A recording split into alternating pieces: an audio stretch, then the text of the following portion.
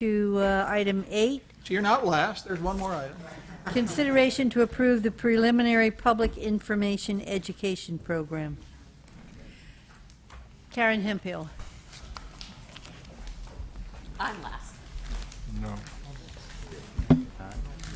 Still got things to do here.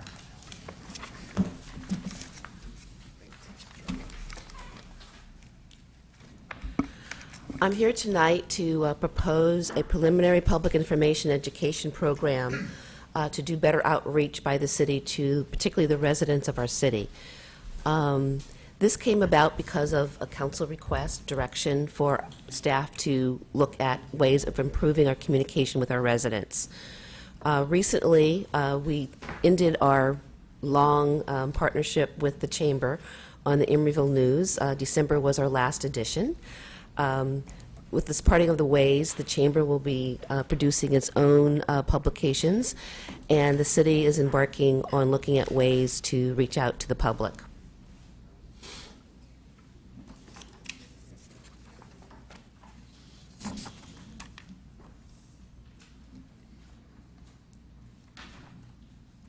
The city provides a lot of different information to the public, which is one of the challenges that we face.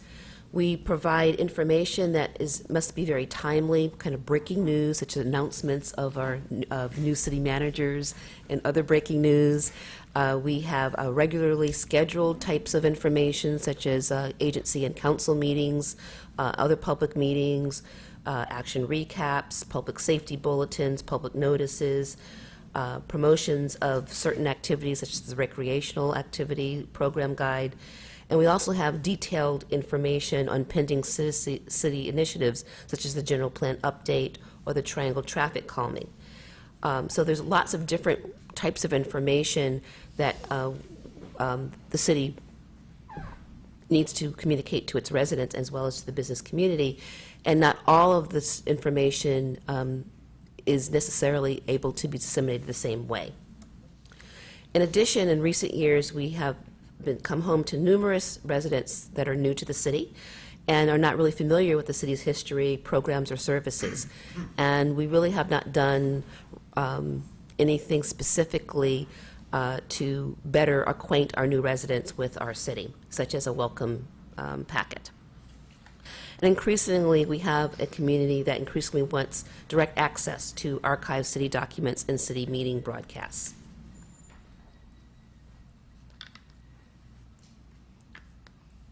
In addition to this, we need to make sure that not only are we reaching out to our residents with electronic media, which many of our residents increasingly rely upon, but we can't forget that we still have a digital divide as well as populations that are not comfortable with using electronic media.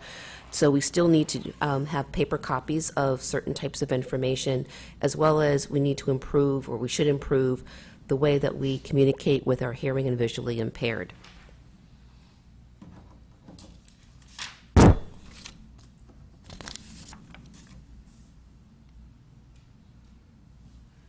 Actions taken to date. In order to start discussing and planning what a better program would be, we established an interdepartmental task force to develop our outreach strategy, and included representatives from public safety, because both police and fire have ongoing communications that they send out to residents on everything from earthquake safety to protecting yourself against auto burglary. We also had people from the Community Services Department who currently have the seasonal recreational activities guide, as well as representatives from other departments as well. We've also created a preliminary plan, which is what you're being requested to review today. We began recruitment of a public information education intern. I will be finalizing selection this week.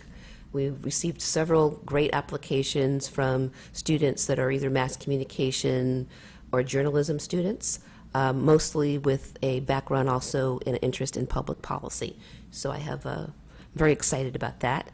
And this intern will be working along with me to put some meat on the bones of this plan, as well as to do some of the initial implementation.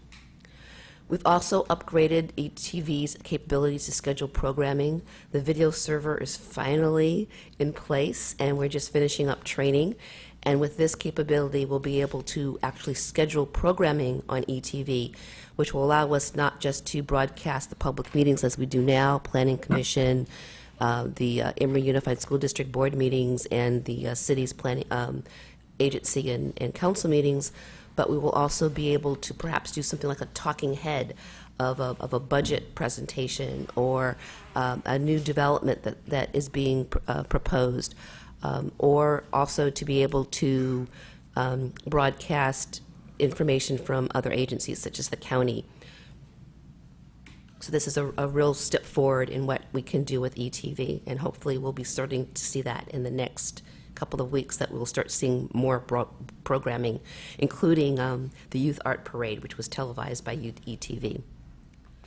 And we also are beginning the process to select a web-compatible records management and retrieval system. We'll be having interviews with 2 systems next week, and we'll be working on being able to provide a way of being able to store and retrieve documents that would be, which would be able to be retrieved through the World Wide Web by our residents as well as by staff. And this would include city ordinances, resolutions, as well as the agenda, action recaps, and development projects.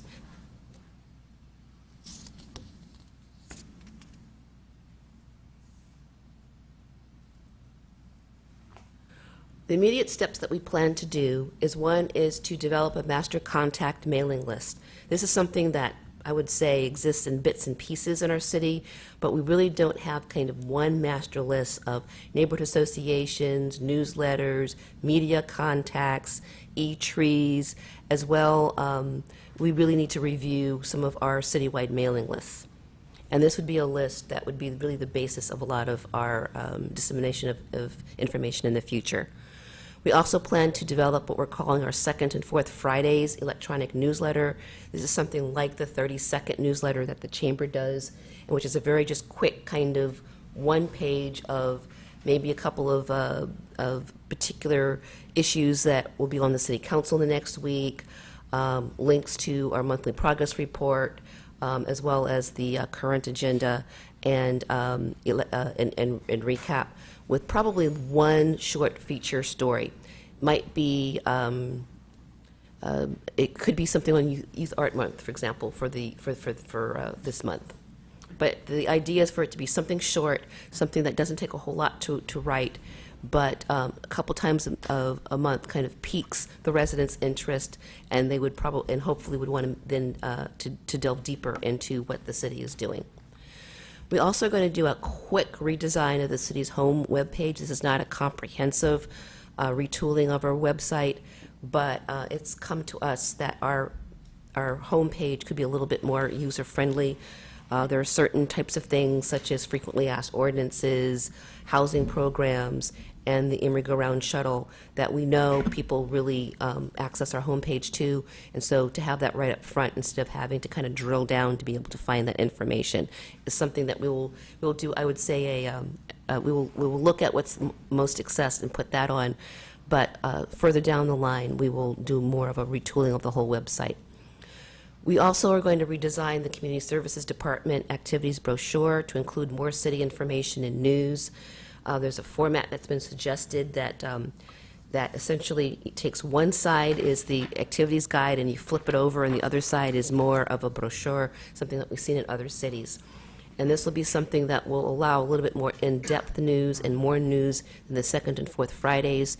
And we will try that to see if that is something that's adequate, or if we then potentially need to do more types of written information to our residents on a regular basis. We also will begin developing public information, education, administrative policies and procedures. For example, during our contract with the Chamber, they owned the mailing list, and that was really a hedge against people potentially asking for that for public information. So we'll be looking at issues such as privacy, as well as who has access to being able to send out information to the public. We want to make sure that the city is talking to one voice, that we don't have departments or staff people kind of sending things out in which they've not been, that the city manager's office or the city council does not know about. So we want to make sure that we have those policies and procedures in place. So we'll be working on those as well.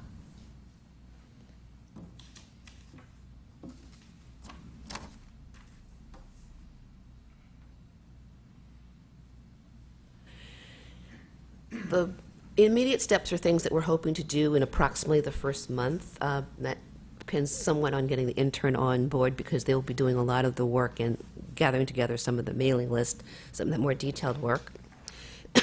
In the intermediate range of options that we're looking at, which will be within 3 months, we are proposing to meet with Emory Unified School District staff to talk about potential cooperative ways that we can reach out to our residents, and a little bit beyond the 94608 when it comes to a lot of city services and programs would make a lot of sense. And those would be recommendations that we'd bring to the city school committee on what type of cooperative efforts that we might be able to make. We also will start requesting a city page in community newsletters, such as the hatch cover at the Watergate condominiums.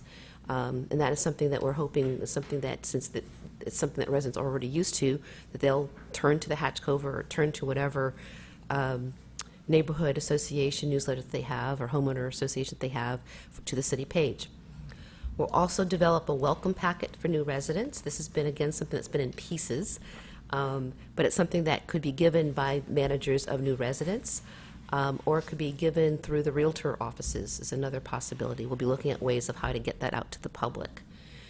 We will also be making recommendations on providing web-based access to current and past public meetings. We are now looking at potentially doing a streaming video, as well as using, with our video server, we can actually, with the purchase of one other piece of equipment, store up broadcasts that are coming out on ETV, such as this council meeting, and not only would the residents be able to replay it at a later date, but they also could go back into an archive and, for example, look at a meeting that was broadcast in the past and be able to access it, which would be very handy for a lot of residents. Been waiting for that for a long time. So now that we have an IT manager in place, I think you'll be seeing a lot more of these technological innovations happening. And as I mentioned, we will be expanding ETV programming.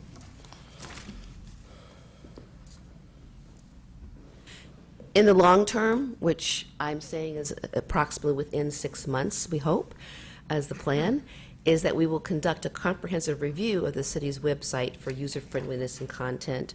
It's been a few years since we've retooled our website, and most public agencies do that every few years. Not only just because demographics change, city priorities change, and websites do get stale. We hope to then establish the web-compatible records management and retrieval system that we are looking at different vendors for now. That will be a huge undertaking, and we are in the process now of being able to fill a vacancy in the city clerk's office, and that will make this type of system much more feasible for us to undertake. We will also be making recommendations for improving the public information accessibility to the visually and hearing impaired. We did recently upgrade our assisted listening devices, but we can do it even further now. We really just changed the headphones to one that was a little bit preferred, I think, to many of the users.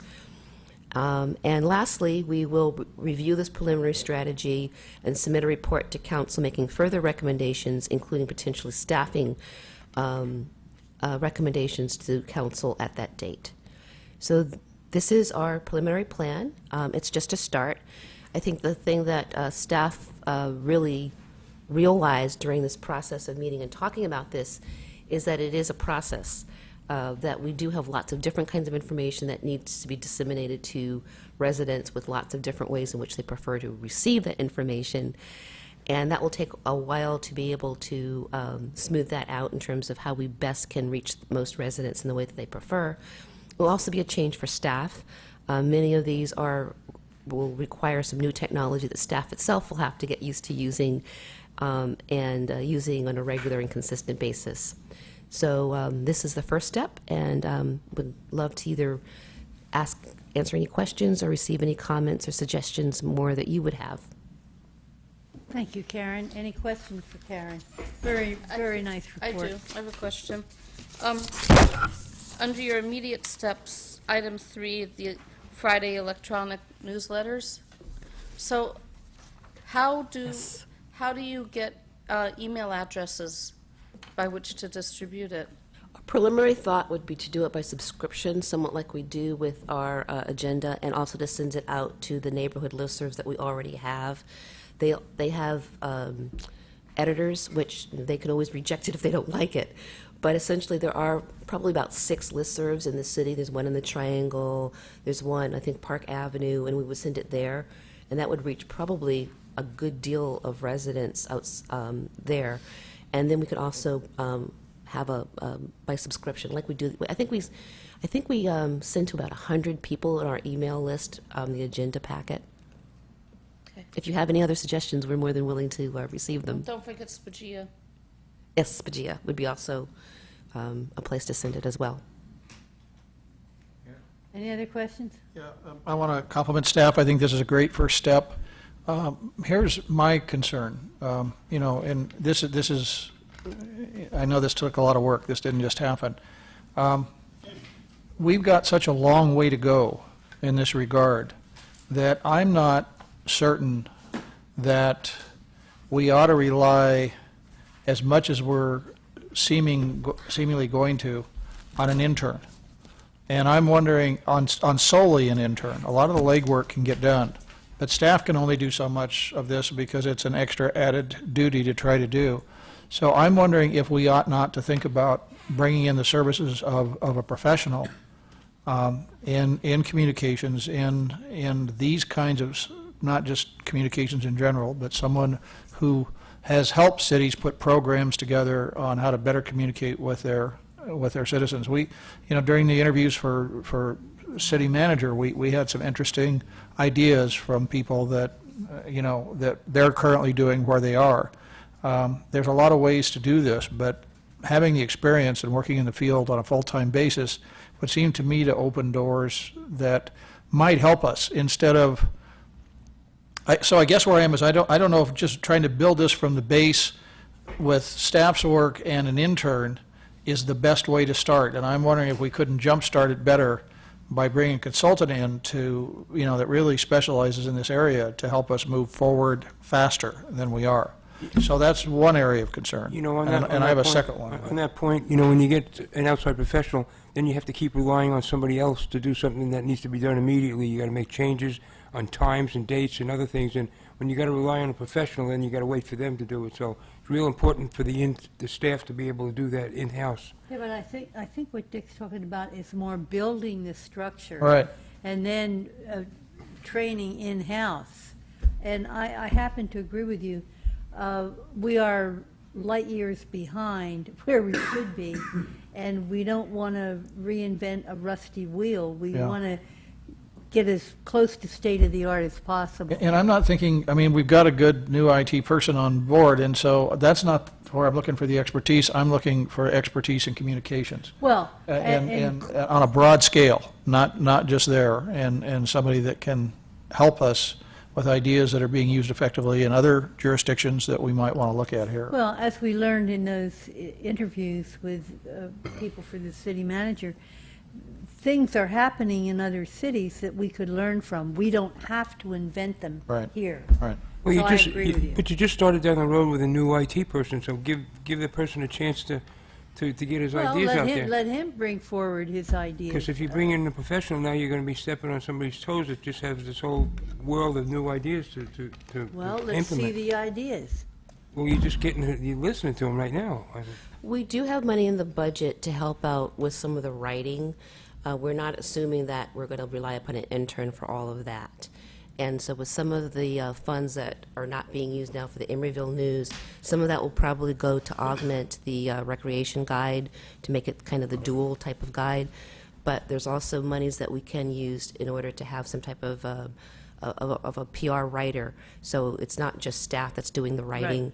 right. I think that's what tends to take a lot of staff time is having to do. A newsletter is very time consuming. Well, if we look at how much the Emory.News improved when you went to having a professional writer, I mean, and I just look at publications, for example. I mean, what the school's putting out now, just in the way of brochures, is so much more professional than what they were putting out before. Our community services bulletin, to me, is kind of embarrassing. I mean, it looks like a junk mailer, like you get, in the middle of the week on Wednesday, with the coupons and stuff. And so I want to see us upgrade to a level that's professional, that people get it, they want to read it, they look forward to it. And it's not to say that a lot of people aren't going to can it. So I guess I'm interested in finding ways to get us there faster in a more comprehensive way. And I happen to think that getting the right professional outside help could be a way to do that. But isn't the majority of people reading it through electronic media and not the type of media that you're talking about? Oh, I think we have to do all kinds, Ken. I mean, absolutely. I think that's the primary place for sure, and certainly in terms of quickly. But see, I'm looking for us to do more down the road too. I happen to think that one of the places that the city has fallen down in the past is that we just do not, and this is beyond communication, we do a lousy job of public relations. We've got a lot of great stories to tell in this town, and we don't tell them. We don't, I mean, I remember a few years ago going to a thing that the Chronicle and the Tribune were there, and they've got feature writers that they're looking for stories. They would love to have a story submitted to them, and, they're scrambling all the time. We've got great stories to tell. In my opinion, in terms of that kind of media, we have been reactive. We wait until something happens, and then we put something out, other than what we've been doing, in conjunction with the Chamber. And I think the Chamber, in a lot of ways, did a great job, but I think we need to start promoting the city on to more of a mass media kind of a thing, and not just wait around for something negative to happen. And part of the reason that I feel so strongly about that is because what's out there right now, as far as I'm concerned, is not professional. It's not neutral. I won't even talk to the people from the East Bay Daily News anymore, because, the example I use is, here's this incredible story about the 61st Street Park. I mean, my gosh, the city that never did anything for the people. We've taken a whole block of business. We're making it into a park. We've taken some of the parking spaces from people. And, the community's really participated in the planning for the park. They're at it again now. And the title on the article that the East Bay Daily News ran is "Loss of Parking Irks Some." There's a few people up there in those live-work units that don't, most of them don't live there, that don't like the loss of the parking. They like people to park at their front door. But here's a great story that got nothing. It didn't get promoted at all in a positive way. So I want to see us go that direction. That's not to say we have to do that tonight. But I'm thinking a professional could help start guiding us in ways that may be helpful. Well, Karen, thanks for opening the dialogue. Most news media is, death, tragedy, and destruction. That's what attracts the readers, Hey, good unfortunately. news doesn't sell newspapers, that's what's Dan. unfortunate. Now, on that point you raised now, today would have been nice to have notified the media about the parade before it happened, so then you would have had proactive coverage. So that's probably an example of what you're Thank you, saying. Karen. Is there a resolution to approve this program? No, it's or- just Or is this just information? Information. It's really information, and if there's any comments that you would like to have made that we could ensure. I guess what we- One comment I could say, Karen, is that it's very ambitious to think about putting out a full page every other Friday. Tony Smith, bless his heart, really put out a Friday newsletter for a long time, and I think he understood that it just grinds you down. So let's think about that a little more before we start it out or promise anything. It may be the second Friday, maybe then- not the second Right. and fourth Right, Friday. And then, Mayor, do we want to, in terms of, because, the majority of the council may not be interested in bringing a professional on board at this stage, and maybe staff would recommend against that. I mean, there's a cost there that we haven't allowed for. I'd like to see that agendized as an item on a future agenda to see if a majority of us want to go that route. And I would certainly look for a staff recommendation in that Well, regard. there seems to be an interdepartmental group. Would you propose that to that group and then bring it back to the council with their recommendation? I think that's the way to go. Let's move on to department heads, communications and Actually- reports.